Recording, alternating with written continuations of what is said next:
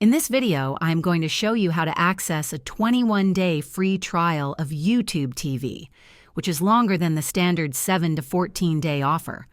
Occasionally, YouTube TV runs special promotions that extend the free trial period to 21 days, often through partnerships or limited-time deals.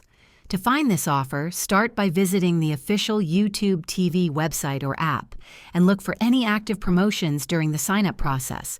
You can also search online for terms like YouTube TV 21-day free trial, or check trusted coupon websites, forums like Reddit, or promotional newsletters from Google or YouTube. If you're an existing customer or part of a specific group, like students or military members, there may be exclusive extended trial offers available. Once you locate the 21-day promotion, follow the instructions to sign up, ensuring your payment details are entered correctly. After signing up, confirm the trial duration in your account settings under Membership to avoid unexpected charges.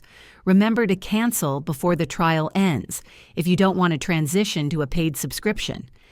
If this video helped you learn about the YouTube TV 21-day free trial, please hit the like button and subscribe to the channel for more tips.